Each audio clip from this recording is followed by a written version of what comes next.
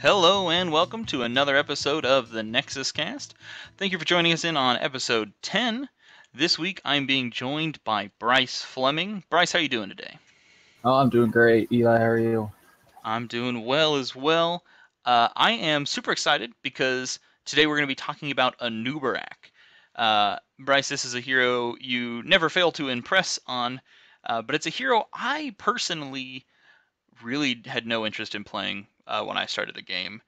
I don't know why. Anub'arak was a character that just never really did much for me as far as like the store and lore went of World of Warcraft and Warcraft in general. Um, he just seems strange, because of what I saw of him in game. He kind of was burrowing places and was shooting out the spikes, and I don't know. It just seemed strange to me. But the first time I played him, I was hooked. Um, and I really liked him, and I hope to encourage people today to try him out. So I called in our expert on our frozen bug. So, Bryce, if you want, tell us a little bit about Anub'arak. Like you said, I originally didn't really have any plans to play them. I started when it was first, actually when it was in beta still. I started Heroes, and usually when I start a new game, I like to play oddball characters. Like I don't like, I wasn't interested in Thrall. I wasn't interested like in Raynor because those are like mainstream. I'm kind of a hipster, I guess. So I Yeah, started right, out right, right. wanting to play like off-ball characters, and so I played some Murky. I played some Stitches, characters who didn't really necessarily have a lot of lore, but were just interesting oddball characters. Same with other games too.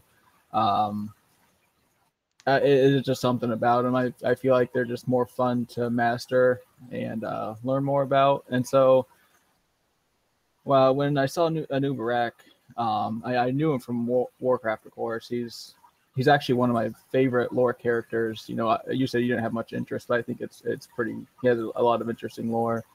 So I was like, you know what? I'll give him a try. I usually like tanky characters in games. Overwatch, I play mostly tanks. In WoW, I played mostly tanks. So I was like, okay, that's right up my alley.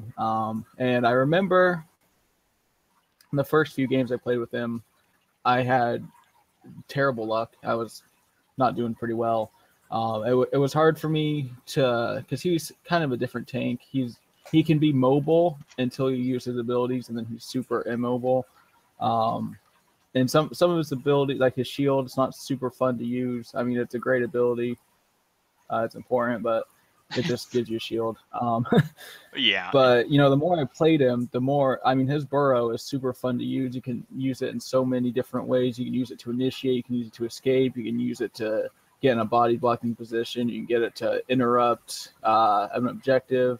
There's so many uses for it, and that's really what drew me to it. Is because he kind of just ruins the enemy's plan. He's a disruptor, and I think that's eventually what made me. He's my main character now. I think I have the most. He's definitely my most my highest level right now. I think Gul'dan is up there with him that I've played a lot, but Anub'arak is probably my favorite hero in the game by far. yeah, and I think you've touched on a lot of things we're going to talk about today, so that's perfect. Um, I think we ought to just jump right into his abilities at this point. So let's pull up all these web pages I have open here, and of course I don't have his abilities somehow pulled up. So we'll talk about his trait first and foremost. Is kind of an important way for any hero to get a feel for what they do and what they generally want to be trying to do. So Anub'arak's trait is Scarab Host.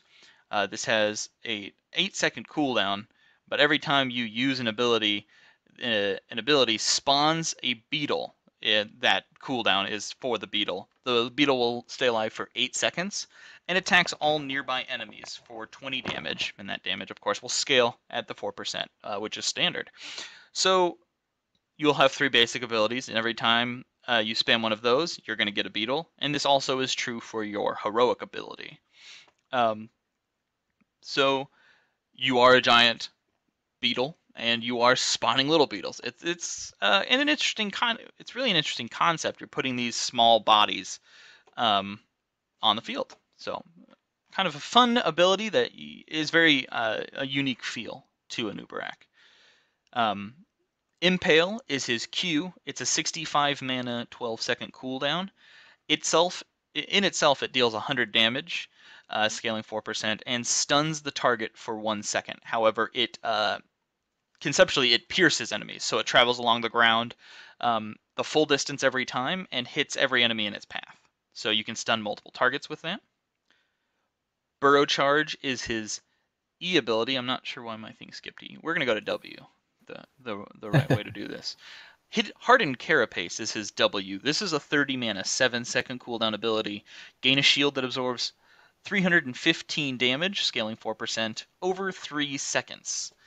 So, Bryce, you mentioned his little shield ability there, and then Burrow Charge on his E, a 65 mana, 12-second cooldown. You burrow to a target location, you deal 96 damage, scaling 4%, and you briefly stun enemies in the small area surrounding you where you appear.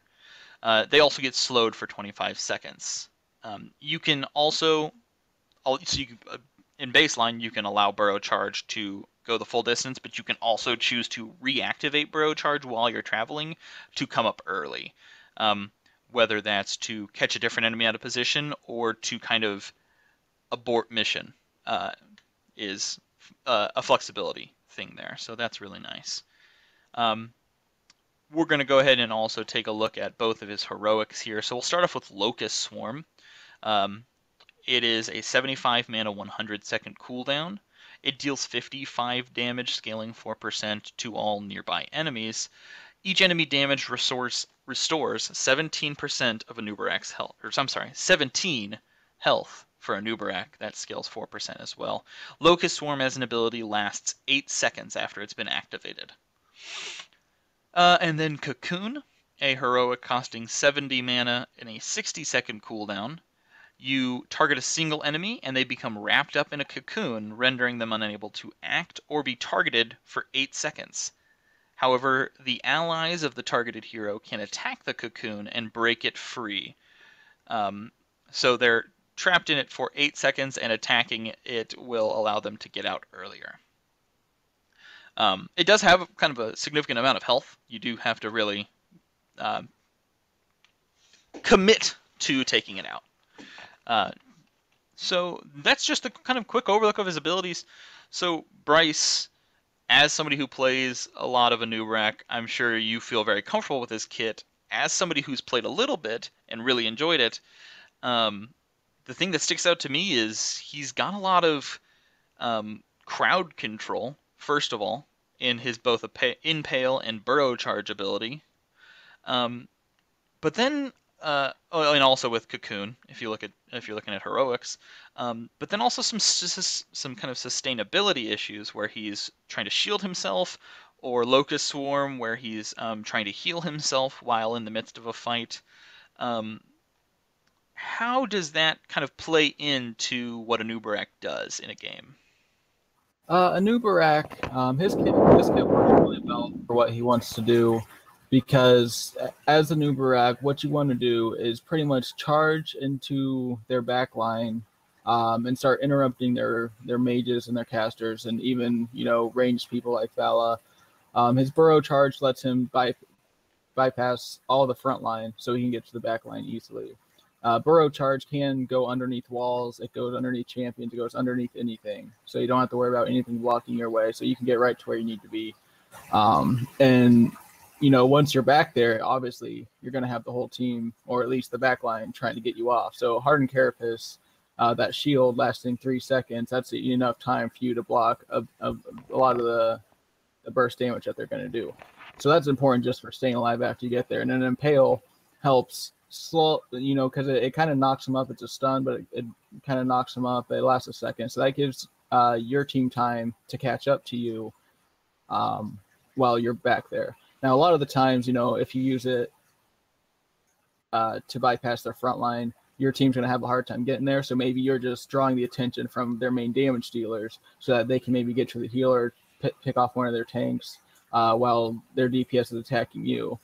And, if you take Locust Swarm, then that's going to allow you to survive until your team is ready to help you combat the back line, or it'll help you run away after you've engaged and kind of cause problems for their back line to where they're not going to do damage. Cocoon is really good for that too.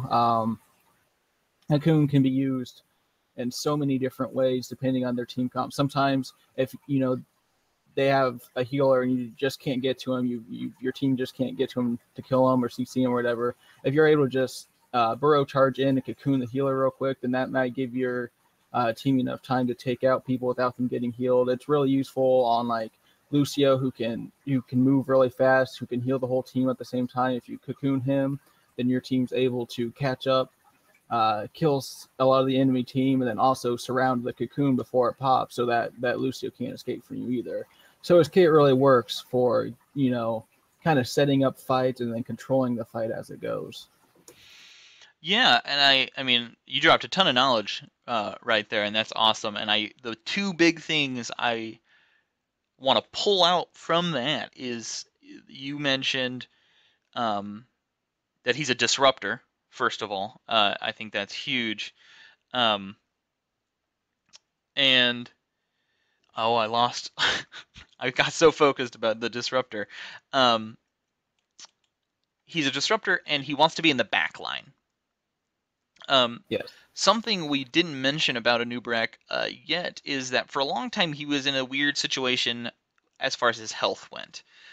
His health was kind of buffed a little bit, nerfed a lot, buffed a little bit, nerfed a lot again, and it felt for a long time that Anub'arak was very hard to keep alive, especially for being somebody who wants to dive the back line.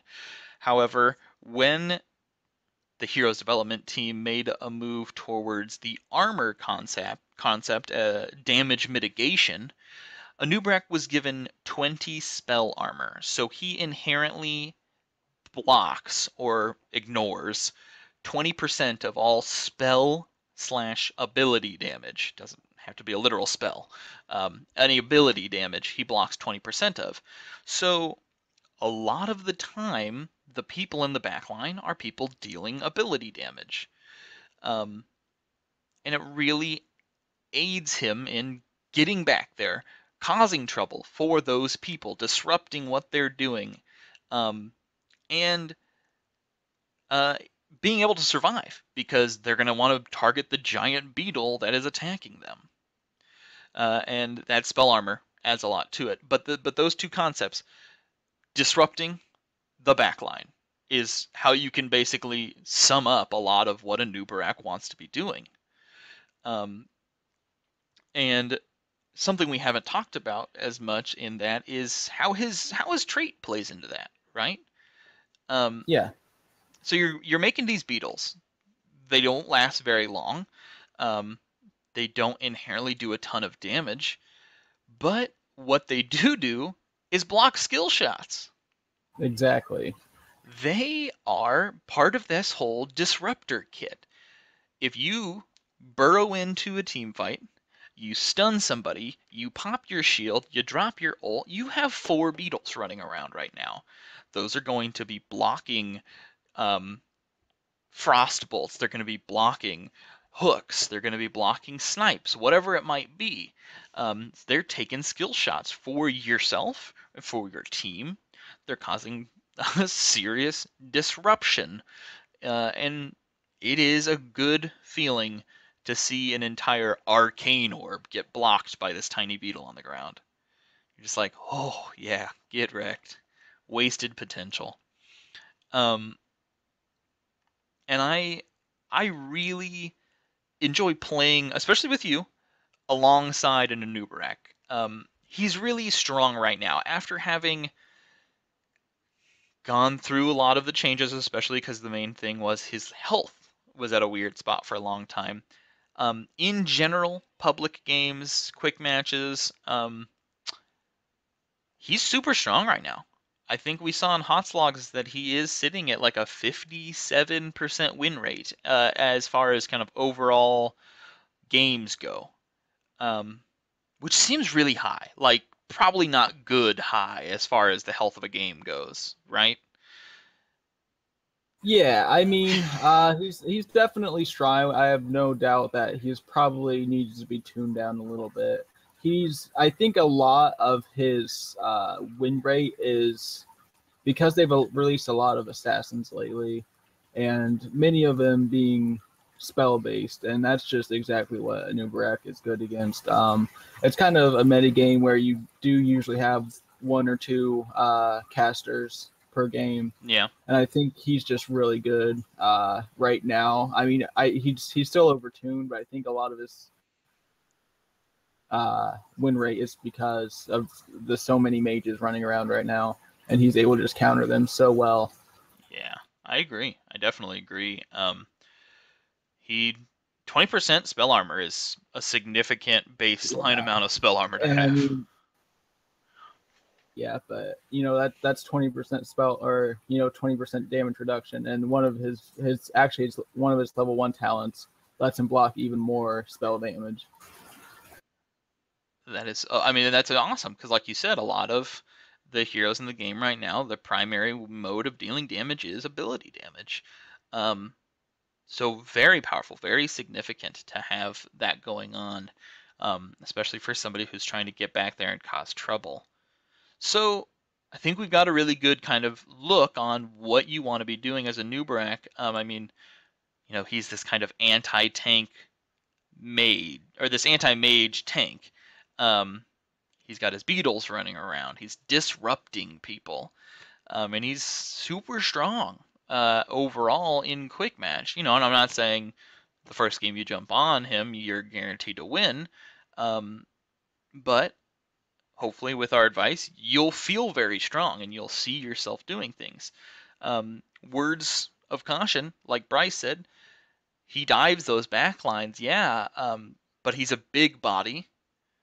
He has his shield, he's got Locust Swarm, but he's easy to body block. And once you're in the middle of your enemy team, you have to pick your engagements wisely, because if you end up in the middle of an enemy team, you could very well not get out. Yeah, a big thing with Anub'arak is while he's very anti-mage, he is very susceptible to auto attack damagers. Yeah. Pretty much any, there's a lot of Tracer lately, a lot of Vala, all those people. If he misses his Q on one of them, then it's going to be hard to do anything, because after he uses his burrow charge, he has no mobility whatsoever, and he's a giant body. So even if you do spawn a couple beetles, they're able to maneuver around them and hit you. And you have your shield, but 8-second cooldown. If you get yourself in too deep, then you're gonna regret that. You're gonna have a bad time. Yeah. So yeah, it's one of those things. As kind of a sweet tip, if you can get in their back line without having to do burrow charge and save burrow charge to escape instead, feels very cool. Feels very strong. Not that you always want to do that. It's a stun and it's a slow, so it's good. It feels good, but it's always nice to have that pocket burrow charge to get out of tricky situations. Yeah, and even the ideal situation is to burrow charge in and then survive long enough to where you can burrow charge back out. It is a 12-second cooldown. A lot can happen in 12 seconds, but if you've got the proper follow-up, that's not unreasonable. That's not unreasonable at all. So let's go ahead and let's take a look at his talent tree, and let's kind of walk through and look at what you like to do, Bryce, as somebody who really kind of mains Anub'arak and feels very comfortable on the Traitor King. So I'm going to start at his level 1 tier here. We're looking at Resilient Scarabs, and this talent grants your beetles 50% spell armor. So they'll be able to take a little more damage. They inherently they last for 8 seconds. I don't see a health amount on the tooltip here, so I can't really tell you how far that 50% spell armor goes. I'm not sure how much health they have, but it isn't a lot. So actually, that 50 spell armor will let them take another ability or two. Sure, okay. Good to know. Nerubian armor. Every 8 seconds, you gain 30 spell armor against the next enemy ability and subsequent abilities for 1.5 seconds. 30 spell armor, again, that reduces the damage by 30% for all ability damage. So it queues up after every 8 seconds. You're only going to have it for once. It's not every 8 seconds you get another stack of 30 spell armor, but you'll have 30 spell armor additionally to the 20 you would have inherently. So every 8 seconds, basically, you'll pop up to 50. Once you get hit, that spell armor will last for a 1.5 seconds, basically. Hopefully that clears that up. And then he has the Regeneration Master quest. The quest requires you to gather a regen globe to increase your health regeneration by 1 per second, and you can get up to 30 of these. So it'll increase a total of 30 health per second if you acquire all 30 globes. And then once you've reached 30 regen globes, you also gain an additional 500 health. So, kind of looking at this, Bryce, what do you prefer to do here?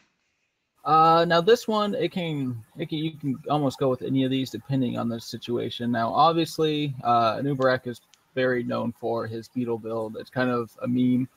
Got to go with the beetles, man. Yeah, I mean, while the Resilient Scarabs is really good for blocking abilities, normally you only want to take that if you're doing a beetle build, unless very specific circumstances say they have like a lot of skill shot champions, and maybe you even want to take that because that's going to block a lot of damage for you and your team. Typically, I go with one of the other ones. Nerubian Armor is my usual go-to, especially if they have a lot of ability-based champions.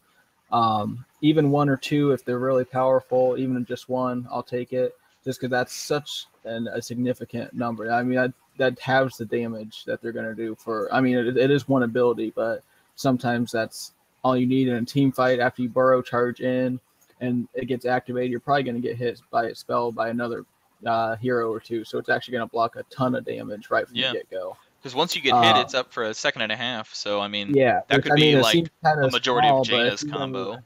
Or, done for a second and a half, then, it's quite a long time. Yeah.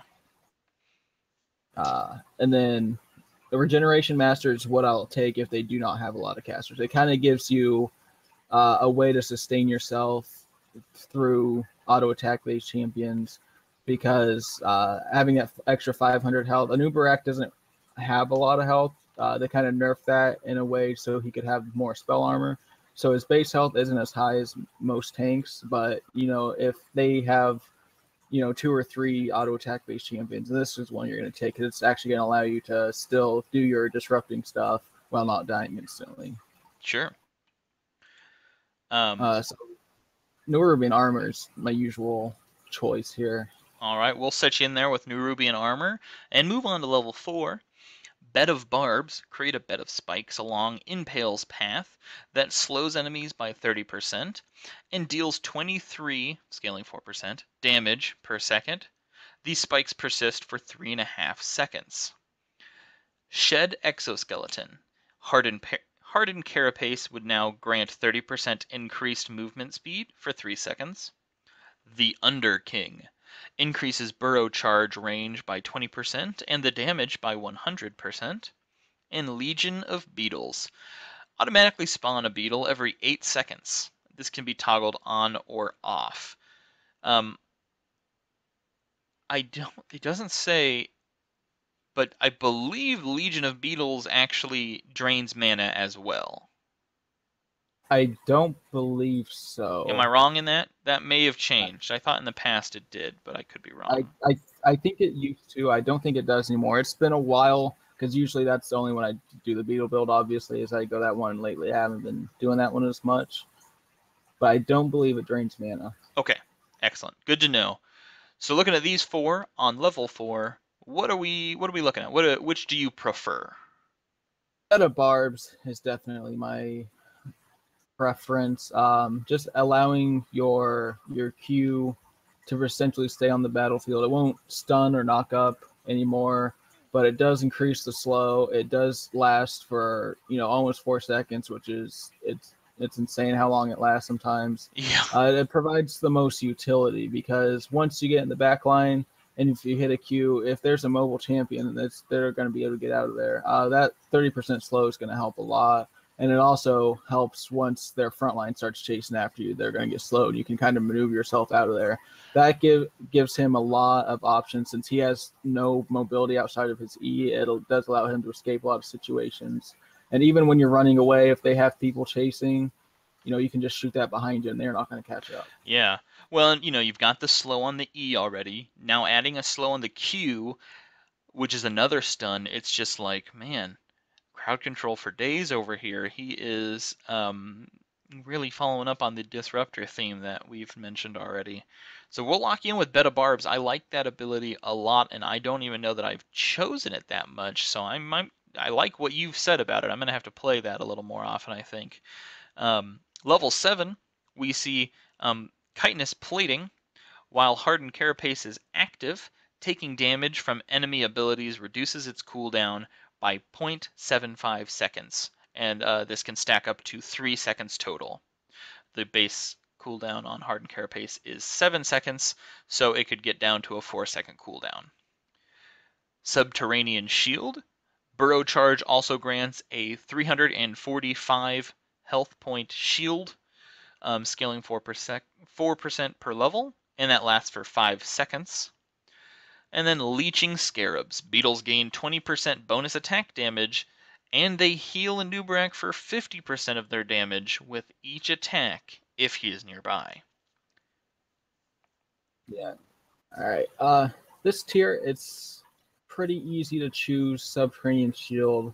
I do want to talk about Leeching Scarabs. Now, chitinous plating isn't bad, but it's hard to pick that one because the other two are pretty more useful in a lot of situations. So pretty much Subterranean Shield allows you to survive even longer once you charge their backline. Sure. Getting that, pretty much it activates a free shield for you, a free W. And it'll double up with your W. So if they have a lot of burst, then that's gonna make you survive through all of it. It's just too good an option not to take most of the time. Leeching Scarabs is really good for sustained healing. One thing I meant to talk about, but I didn't really touch on, is that Anub'arak's Beetle build is really good for dueling. If you have another dedicated tank and you kind of need a little more damage, then his Beetle build is a really good option. And he can outduel many people besides some of the more bursty mobile champions. And adding a heal to your Scarab's attacks, they may not be a lot, but when you get a lot of Beetles, it stacks up pretty quickly and allows you to outduel and outsustain a lot. That's interesting. Not something I'd really thought too much about, I guess, but that's true. He has really great dueling potential in that way. But generally, the way I like to play him, I take Subterranean Shield just because it allows you to survive when you initiate team fights. Excellent. All right, we'll select that there and move on to his heroic tier at level 10. We'll just touch on these again really quick. Locust Swarm, it'll deal 55 damage, scaling 4%, to nearby enemies it'll deal that damage every second for 8 seconds. Each enemy hit this way also restores 17 health, scaling 4%. And that is every enemy, so heroes, minions alike. And then Cocoon will target an enemy, wrap them up in a cocoon that lasts for 8 seconds. It can be broken by enemy heroes if they choose to attack it.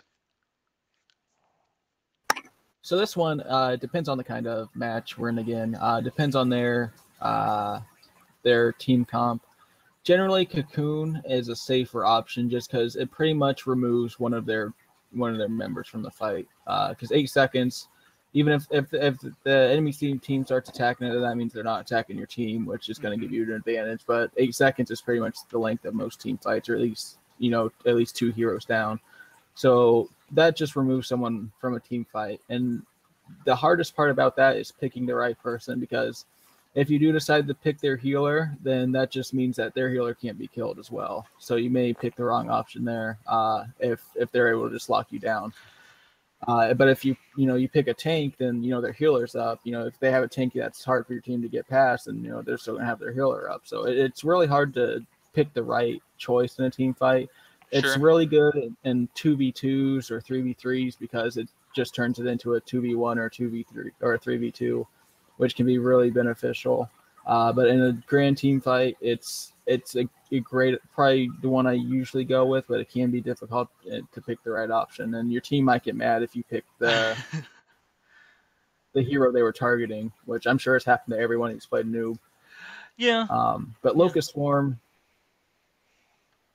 Locust Swarm is a good option if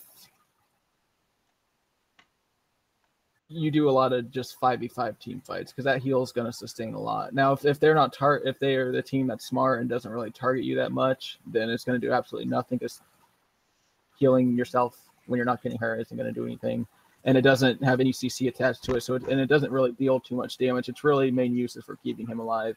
So it's good if you go in and your team is really good at staying out of harm's way, because then they're going to be forced to target you, and that's going to sustain you. Sure. Locust, yeah, I mean, it's generally Cocoon is much more useful, but Locust Swarm can help, and it is great for dueling. So it depends on what you're trying to do with him at the time. Yeah, I think Locust Swarm is very strong in general because of what, you like getting in there, you like to, you want to be causing damage, causing problems. But I personally prefer Cocoon as well. I think Cocoon's very cool, and you mentioned 8 seconds is a long time in a team fight, and I agree. I was actually surprised when I was going over the notes before the show that it was only 8 seconds, because there have been times where I've either been cocooned or cocooned somebody or just been in a fight where there was a cocoon, and every time I'm like, holy crap, how are they still in there? Like, it just blows my mind every time. And prioritizing is super important with it, but you can pull off some sweet stuff. It's if you're ever against a Cho'Gall, you cocoon him every time. It's a no-brainer. It's two heroes for one. Um, it's cool. I like Cocoon too.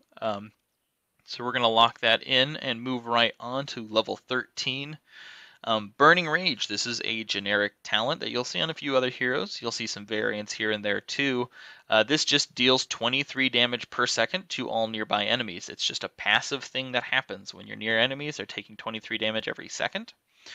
That isn't a scaling 4% or anything. That is 23 damage. That is what they're taking. Urticating Spines. Casting Hardened Carapace will also deal 80 damage, scaling 4%, to nearby enemies. It deals double damage against heroes specifically. And then Acid Drenched Mandibles. Attacking a hero that is slowed, rooted, or stunned increases Anub'arak's basic attack damage by 70% for 3 seconds. All right, this one is really a no-brainer. Acid Drenched Mandibles is definitely the way to go. Burning Rage, its damage is so low, and if anyone's smart, then they're going to be kiting you around anyway.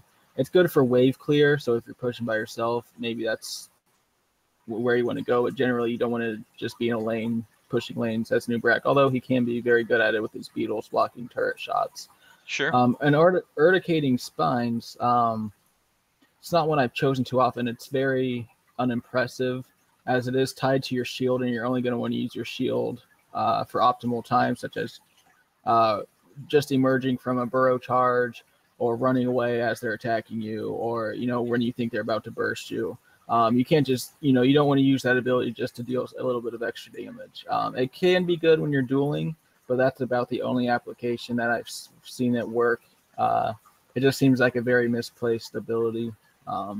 But Acid Drenched Mandibles is so good because all his Q and his E both activate it. Plus any allied champions who has a slow root or stun, it's activated. And 70% basic damage for 3 seconds is quite a lot, especially if you burrow in right on top of one of their mages, you get 70% extra. You're going to get 2 auto attacks, and if you Q them, you're going to get another auto attack or 2 in. And then if you took the Beta Barbs, they're slowed for even longer, and that's that 70% is going to last for a while, and you're going to get quite a few attacks and then deal quite a bit of extra damage. You really can start chaining stuff together pretty well there. That's impressive. All right, excellent. I really like that as well. Acid Drenched Mandibles selected. Moving down to 16, and we mention it almost every time, but 16 is a super important tier because it's kind of one of the big power levels before the game goes fully late. Let's see what that brings us for Anub'arak. Epicenter increases burrow charge impact area by 85% and lowers the cooldown by 1.5 seconds for each hero you hit. As a reminder, the cooldown is inherently 12 seconds. Debilitation. Enemy heroes hit by burrow charge have their spell power reduced by 50% for 4 seconds. Beetle Juiced. Every third basic attack against an enemy hero spawns a beetle. All right, this one is pretty much a competition between the first two. Beetlejuice, obviously, if you're doing the beetle build, that's good. But generally, you're not going to get very many basic attacks off on people once you charge in because you don't have any more movement, really. You might get one, maybe two if you're lucky. Focusing with that acid-drenched mandibles, maybe some kind of synergy there. Yeah, I'm sure there would be some synergy, but if you're not doing the beetle build, then your beetles aren't really going to do much damage. They'll block more abilities, but generally by that time you're chasing them down, and they're not going to be using too many abilities. I get you. To fight back with. Patient is usually my go-to. It's just so powerful if they have a lot of spell-based champions. Because this not only allows you to survive even longer, it basically makes you immune to their abilities once you go in. But it also is one of his only ways to help protect his team directly. Because it basically gives your whole team 50 spell armor against that hero. That's a cool way to look at that. Powerful. Yeah, that's a cool way to look at that. 4 seconds is quite a long time. It pretty much negates them being able to use any combos, any burst, anything for that time because it's going to have such a smaller impact than normal. And hitting burrow charge is tricky when you're starting out, but eventually you'll be able to telepath where they're all going to be. So I can almost hit burrow charge probably 80% of the time. I can land right on top of a hero. So maybe when you're first trying out, that won't be go because if you don't hit them, then it's not going to do anything for you. And Epicenter is good for if they don't have a lot of spell power, obviously. It's pretty much the default if they don't have any spell champions because the impact area, it does make sure you hit people when you try. Like this will almost ensure that you'll hit your target, and then reducing its cooldown is just an added bonus. Yeah, I mean, we did mention earlier having burrow charge to escape is super nice, so lowering that cooldown to either increase your chase potential or increase your escape potential is pretty cool. So excellent. We'll lock in debilitation, really playing into that anti-mage tank thing we've got going on here, and we will move on to level 20, the Storm Talents. So the first two up are going to be the heroic upgrades. First up for Locust Swarm, we have Hive Master. Gain a permanent vampire locust that attacks a nearby enemy every 3 seconds. The vampire locust deals 153 damage, scaling 4%, and returns to heal Anub'arak for 34 health, scaling 4%. Really kind of a weird, cool thing that he's got going on here. Really interesting. He basically just gains this little buddy. That complements his survivability that we've mentioned. Cryptweave. Staying near the cocoon allows Anub'arak to extend the duration by up to 4 seconds per cocoon. Nullification Shield.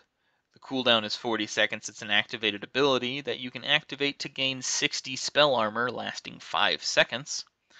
And then Rewind, the cooldown of 60 seconds. This is a generic ability.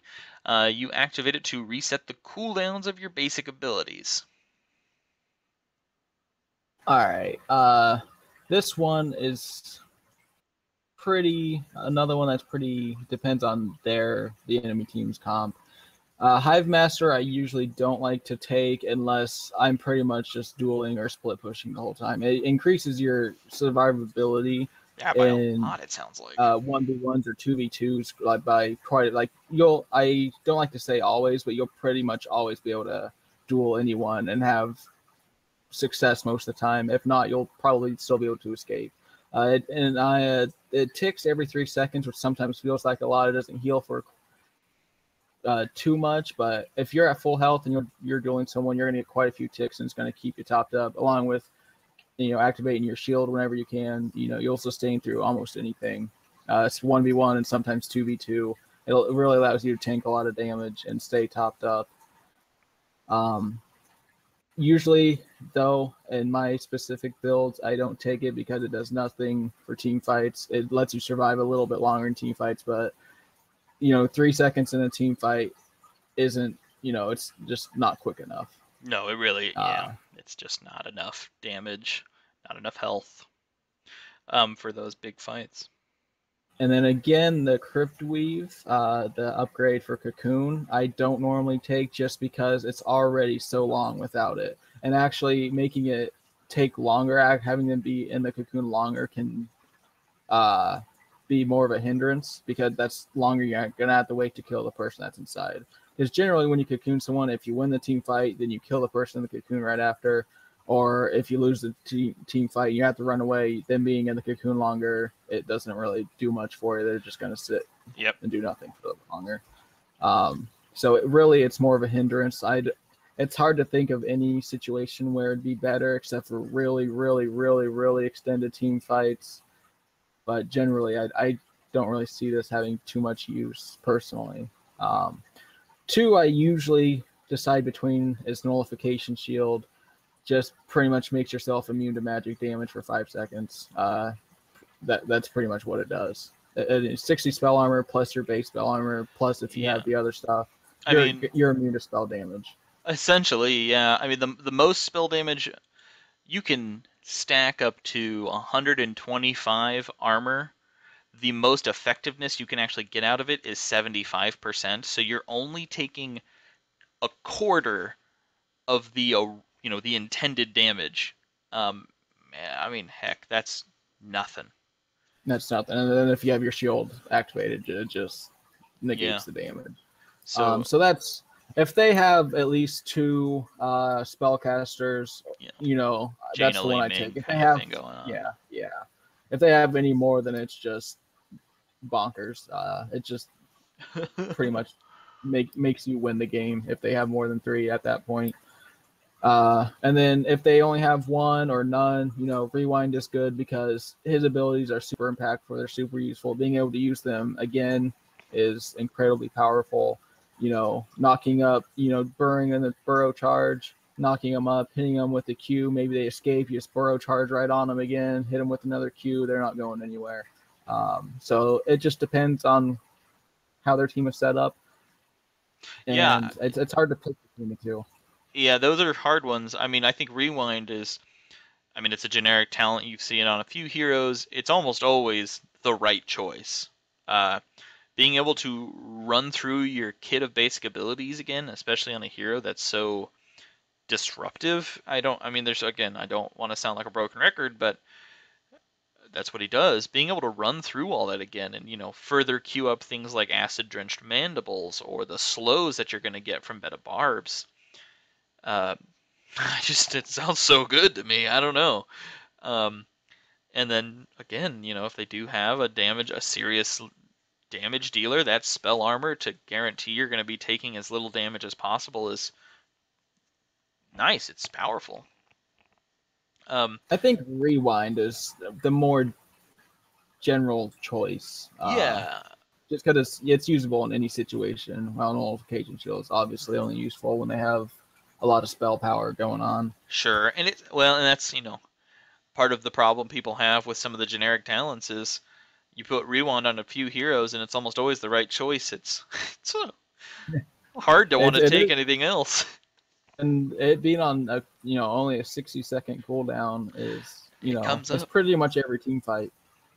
Yeah, it definitely is, and it's very powerful, especially it's great on almost every hero like we've mentioned, but a hero like Anub'arak who is spamming abilities not just to disrupt, but to get more beetles. Exactly, because that's going to double up on the amount of beetles you can have out. So, Rewind is very powerful. And almost every hero we talk about in the future, when Rewind comes up, it'll often be the right choice. So we're going to lock it in here too. And that's the build there, folks. really a really thorough look at a very cool hero who has gone from, the worst of the worst to the best of the best. He sees a lot of pro play right now. He's a great hero to test out, try out.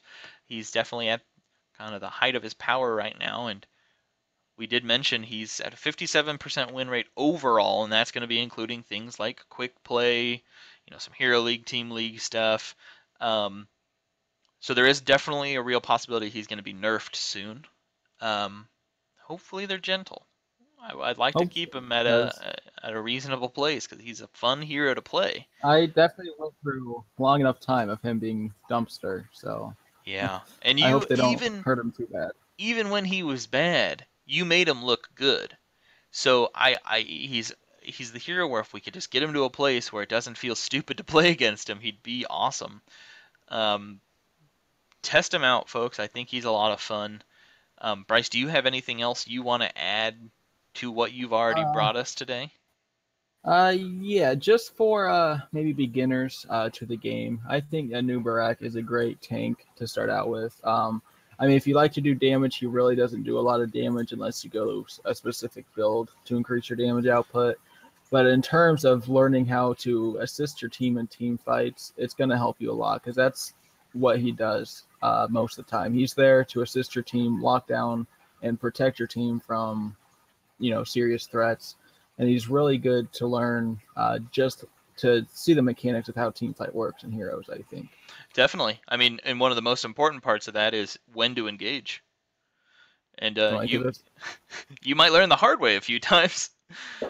But yeah, like even still, I sometimes go in when I shouldn't, and it really sucks because if Anub'arak goes in when he shouldn't, then Anub'arak is dead, and his team is gonna be pretty salty at him because they're gonna get nothing out of it. Yeah. So you'll learn the hard way, and that's okay. But you do learn a lot from it, and I think that's a really great place to end the show on. I mean, just thinking about what his play style will teach you in the ways of team fighting. You'll learn what to look for, people out of position, how to get people out of position, how to exploit an enemy's backline, are all super useful things to know no matter what hero you're on. So with that in mind, folks, go forth and conquer. Do it in the name of the Frozen Throne. And Bryce, thank you so much for coming out and imparting all that knowledge on us. Thank you for having me, Eli. I was super excited to talk about Anub'arak today. And we were really glad to have you. To everybody listening at home, thank you for joining us again, and we'll see you next week in the NexusCast.